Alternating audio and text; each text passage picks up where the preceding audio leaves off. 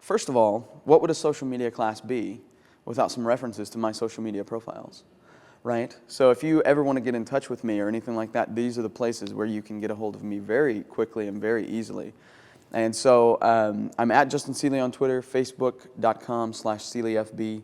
There's my Google Plus short address, and then youtube.com/TheJustinSeeley, because there is only one, folks, let's be honest.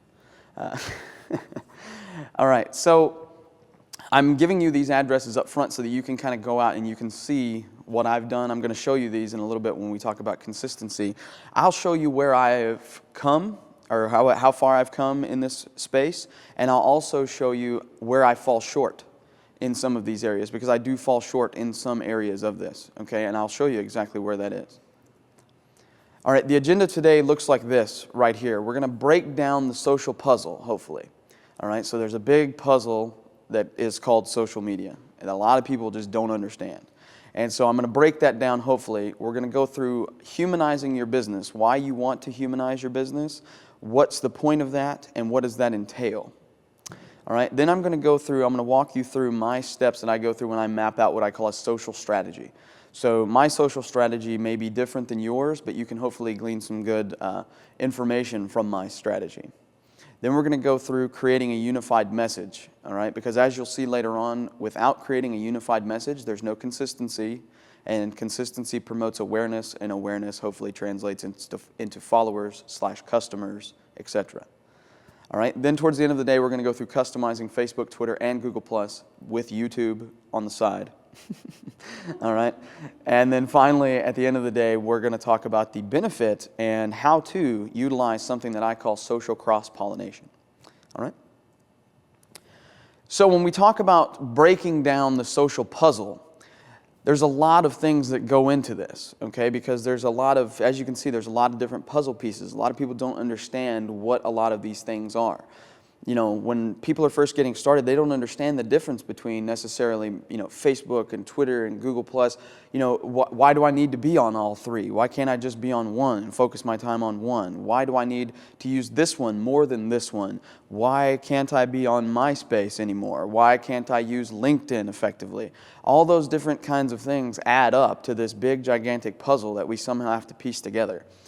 I have sort of, in my mind, put the puzzle together for what works for me. It may not work for you. You may need to go out and find other pieces of the puzzle, but hopefully I can give you the basics so that you can then fill in. I'll give you the corners, and then you can fill in the middle, hopefully today, okay?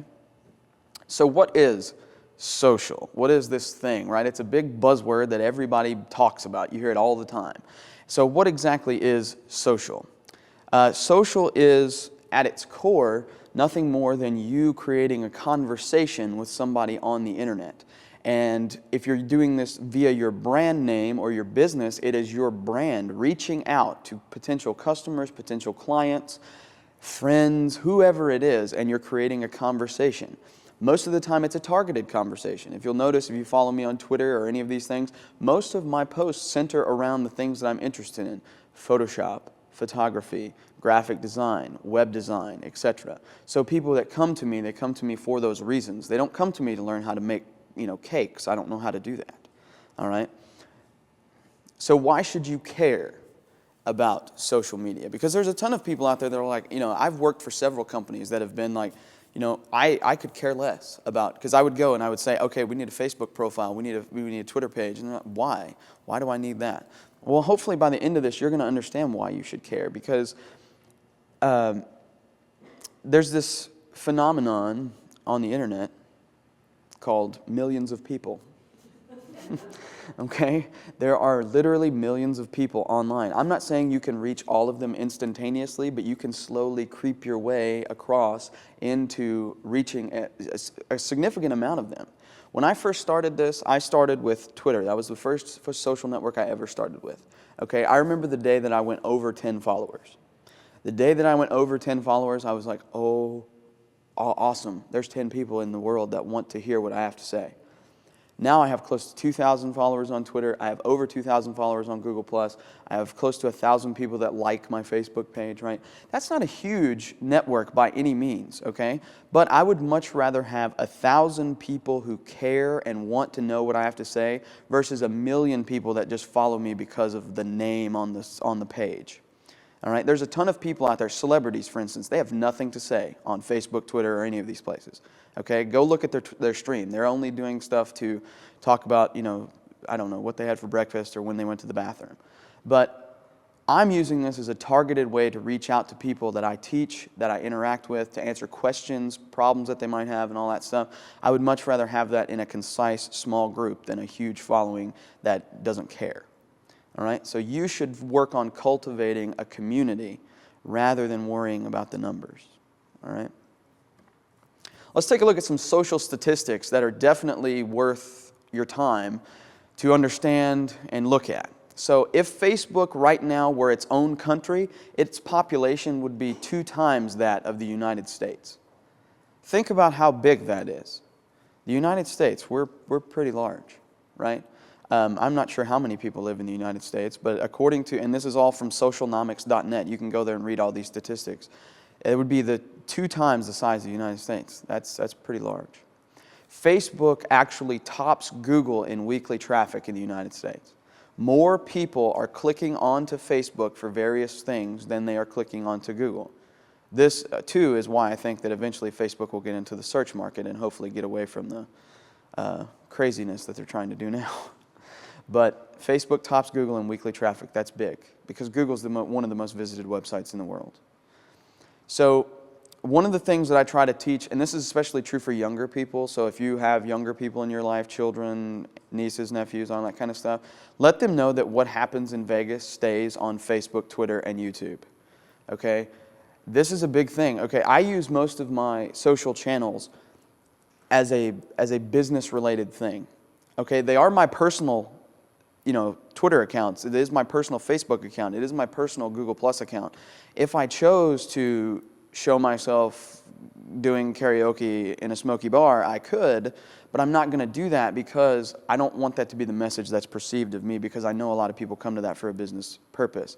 So if you're going to use these tools as a business tool, separate them from your personal stuff and then do your best to hide your personal stuff from the public. I have a Facebook page and I have a Facebook profile. I do not whine about, my wife or anybody else on my business page. I whine about that on my personal page and then I hide it from my wife. But, make sure you separate the two. Another key statistic here, 80% of companies nowadays are using social media as a recruitment tool. So if you're out there in the workforce or you're a freelancer or whatever it is you're doing, you're bidding on jobs, a lot of people out there are using social media to find people to fill the voids that they have in their companies or for their jobs that they might have, their projects, whatever. They're using social media, like if you're a video person, okay, somebody might be looking for somebody to shoot their next commercial. They're not going to big-time ad agencies anymore. They're going to Vimeo. And they're hitting up Vimeo for the independent filmmakers and the independent artists and all that kind of stuff. People aren't going to big agencies that much anymore for small graphic design projects. They're hitting up people via Dribbble or Forest or all these other networking sites that are available exclusively for graphic designers. Okay, so just think about that. 80% of companies are using social media for recruitment these days. And if you're out of work, which a lot of people are these days in the world today, if you're out there and you've been laid off or something, I know there's a lot of people that have been, social media is a great way to find a job. Start cultivating your audience around you, and then, for instance, here, like when I got laid off from a job in 2008, I started putting it out there that I was looking for work on Twitter. I had a job offer within 2 or 3 days. Okay? And I had put out dozens of resumes leading up to that, and none of those got a bite. Twitter got me a job in 2 to 3 days. Okay? Over 50% of the world's population right now is under 30 years old. And if they're under 30 years old, they are paying attention to social media more than you could ever imagine. Okay? Every kid has a Facebook account. Every kid has a Twitter account. Every kid is getting on to Google+, YouTube. They surf YouTube like crazy, okay? And so these are the areas you need to be on as a business or as a brand so that you can go in and this is going to sound bad, but you want to attack that market. You want to get in there and, I'm not saying attack kids, that's bad, but, attack that market because that's where you can upsell. That's where you can help. You can, reach out depending on what you do. There's a way for you to utilize that, okay? All right. One of the things that we've gotten away from, especially in this country in the last 50 to 100 years, is that the business model that we have now is very robotic. The business model that we have right now is very much big machine, right? Big machine cranks out product, people buy product, big machine has no emotional connection to people.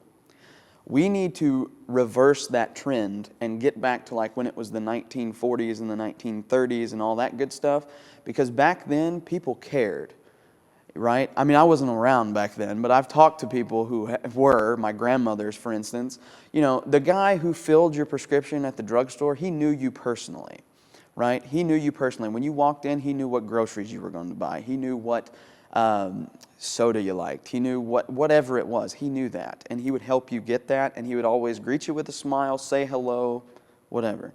Go online right now and try to reach any one of the companies you shop with on a regular basis. Go try to reach a human via customer service, either by telephone or by email. Go try to reach a human, I dare you. You will not get a human in 9 out of 10 of the cases, okay? Business needs to reverse that trend and become human again. We need to start reaching out to people. We need to start understanding. Like if I go online, okay, here's a great example. I was in Florida a couple years ago. I'd moved to Florida, and I had just gotten my cable installed, okay? Just got my cable installed. When I got my cable installed, they brought me the wrong hardware. When I realized it was the wrong hardware, none of my HD channels work. For a geek, that's a big deal, okay? None of my HD channels worked. Immediately, I phoned the company. I was on hold for about a half hour before I actually got a robotic voice. Once I got with the robotic voice, I had to hit touch tones repeatedly. It was 45 minutes in, I had not talked to a human. So do you know what I did? I hung up the phone and I tweeted out, and I'm not going to say the company name here, but I tweeted out, "This company sucks." And then I said, "That is all." Within 10 minutes, they sent me a direct message via Twitter, and I was on the phone with the regional manager of that company in my area, okay? They sent out a new box. They credited me for a month of service and apologized for the inconvenience. Apologies go a long way, okay? I would have been satisfied if they had sent me the new box and apologized. They didn't have to credit me all that stuff. But you know what? I was a customer for life with them. Everywhere I go now, if I'm moving or going to a new apartment or whatever it might be, first thing I ask is, "Do you have this service for television and internet?" It's the first thing I ask. So they created a loyal customer because they were human. Not because they had the best price. They didn't. They were more expensive. But because they were human, they created that with me. So that's what I mean by human. Reaching out, engaging with your audience, engaging with your customer base, not just caring about revenue or, follower counts or whatever it is that people seem to care about. All right? It's the little things in business and in life that matter the most.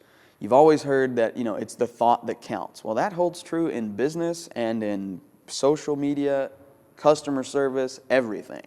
It means a lot more to me when I fly through an airport or something like that. If I fly through and the airline, when I check in, they're nice to me, they help me with a bag or whatever, that means the world to me. Because go to most airlines today and they're just like, "Yeah, what do you want?" "Yeah, okay, here's your bag. Pay me $50, get on the plane." Right? But you go to some airlines and they're like, "Oh, how are you today?" For instance, I flew on a great airline out here. They had fresh baked cookies on the way out here. I don't eat cookies anymore, but it was a nice gesture. Thought that counts, right? Little things. You have to remember one key thing. When you're talking about anything social, whether it's business or your personal thing or whatever, it's not about you. It's not about you at all. It's about them. It's about the audience that's coming to you for information. Okay, I don't do this. I don't sit up here because I love to hear myself speak. Okay, I sit up here because I understand people don't understand some of the stuff that I do understand, and I love to make sure other people can understand it. I like to let people help. I like to help people understand things. There's nothing more gratifying to me than when I'm looking out into a group of people, and I've seen it 3 or 4 times this week while I'm here. When I see that light bulb click on in their head, that is the most rewarding part of my day. Okay? So it's not about you, it's about them. Here's the one big thing you have to understand when you're dealing with anybody on the internet. If they have a computer, they have a voice. And if they have a voice, somebody will hear it. So if you don't meet their expectations, let me tell you, people are more likely to comment or tweet or Facebook post about a poor experience they've had with you or your business than they are to tweet, Facebook post, or otherwise tell people about a good experience that they've had with your business. Okay? So if they have a computer, they have a voice. And what you want to do is steer that voice in your direction by meeting expectations, reaching out, engaging, being nice. Whatever happened to being nice? I think as Americans, we got too tied up in not being nice, right? There's a lot of people that are just rude. Get back to being nice. I don't mind answering questions. I've been answering questions. I've had more email in the last 4 days than I've had in the last 4 years. And I'm trying, I swear, to get to every single one of you before I leave, okay? And reaching out to people, that means something to people. I've had more people email me right back saying thank you, at least for acknowledging that you got it, right? Because sometimes you see people on a TV show or a webcast or whatever it is, you send them an email, you don't hear back at all. I at least tell you, I'm really busy, I will get to you, I've starred your email, I'll get back to you as soon as I can. Or I answer your question if it's something I can answer really quick. And so that leads them to then go out on Twitter and be like, man, Justin emailed me back, or something. And that creates a sense of trust between me and whoever it is I'm talking to. Okay? Here's a great quote that I graciously picked out of Gary Vaynerchuk's Thank You Economy. If you have not read this book, it is a great book on business and the humanization of business. And so he says, when given the choice, people will always spend their time around people they like. So if you're given the choice, if right now, okay, if I could tell you that I could lock you in a room with your best friend for 8 hours, or I could lock you in a room with your mortal enemy for 8 hours, which one are you going to choose? Chances are you're going to choose your best friend, right? So why not, as a business, try to become, you don't want to be best friends. I'm not going to be best friends with, Apple. I'm not going to be best friends with Coca-Cola. But, if they would be a little bit more human and at least answer things or respond, or if I have a problem, deal with it in a humanized way versus this automated robotic way, then I'm more likely to come back to them, right? So when given the choice, people will always spend time around the people they like. Remember that. Okay? Another big point that I always tell people is that you have to go beyond the numbers. Numbers don't mean squat. Not squat. Okay? I don't care if you have 1 follower or if you have 1 million followers. If that 1 follower cares about what you do and pays attention and retweets everything you say or promotes everything you do, and that 1 million crowd just lets your stuff roll by, that 1 person is more important than that 1 million. Absolutely. If you have 1 single person that you have a relationship with on the internet that can be used to then grow your presence on the internet, that is a whole lot better than having the numbers. Okay? Ashton Kutcher has like 5 million followers on Twitter. Do you think he actually takes the time to interact with any of them? Probably not. Probably not. Every one of my followers, if you send me an @reply or a direct message, you will get a reply back from me. I guarantee you will. Okay? So start worrying about relationships and stop worrying about the numbers. I made the mistake early on Because I saw some of these, in this world that I live in the geek trainer instructor world. I saw some of these more prominent instructors. They would sign up for Twitter and immediately they'd have 10,000 followers. And at first I was like, oh my God, like I'm getting left behind. And so for the longest time I was doing everything I could, like, hey, follow me here, follow me here, follow me here, do this, do that, do this. And I wasn't worrying about talking to people, carrying on a conversation, building a relationship. And so once I started building that relationship with people, answering questions, taking tutorial requests, you have no idea how much people respond to it. If I say, hey, I'm going to be doing a video tutorial today, what would you like to see? I get a ton of email, ton of tweets, ton of Facebook messages. And I use those. And then in the Facebook or in the video that I post on YouTube, I'll say, hey, this question comes from Jim in Connecticut or wherever. And I'll put that out there. I mean, that means the world to people. And it's so simple, it's very easy to do. But now Jim and I have some sort of relationship. I don't know Jim personally, but Jim has some sort of level of trust with me. Okay? So by now, hopefully, I've got you.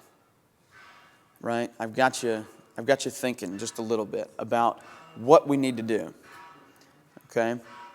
And so you want to know, how do you do it? How do you start building these relationships? How do you start engaging with people and all that good stuff? It all starts with a social strategy. Okay? It all starts with a social strategy. And so I'm going to walk you through my social strategy here in just a little bit. But I just want you to know it starts with a social strategy. So if you're taking notes, type out right now, step 1, map out a social strategy. Okay? You also need to find the right community. And we're going to go through finding the right community here in a minute. But you have to find the right community and you have to listen to it. It's not about talking. It's about listening. I can go on Facebook, Twitter, and Google Plus all day and broadcast about stuff I'm doing. People could give a rip 9 times out of 10. Okay? But if I go on there and I start looking, here's a great tip. Okay? Download an app like TweetDeck. Okay? Let's say, for instance, that let's say you fix toilets. Let's say you fix toilets for a living. Seriously. Okay? You fix toilets for a living. You go on TweetDeck or whatever type of Twitter search app you have the ability to use, and you search on Twitter for people who are having problems with their toilet. And then you send them, like John says, man, I broke this piece on my toilet. How in the world do I fix my toilet? And you send out a tweet telling him how to fix that toilet, or saying, hey, John, I can help you with your problem. Here's my email address. John doesn't know you from Adam. But let's think about it in terms of a business standpoint. John's like, hey, wait a minute, this guy. And if you've got like master plumber in your profile, John's going to see that and be like, maybe this dude knows what he's talking about. Get a relationship going. John refers you to somebody else. Pretty soon, you've got the toilet business on lock. Right? So find the community that's right for you. It may not be Facebook. It may not be Twitter. It might be something completely different. It might be a forum somewhere that's so niche, but it doesn't matter. You have to find that community and you have to listen to it. All right? I'm going to talk about where to look depending on who you are. Okay? There are some big networks that you do have to be a part of. I don't care who you are. Okay? I don't care who you are or what you do. These networks are the ones you have to be a part of. I'm going to talk about all 3 in just a little bit.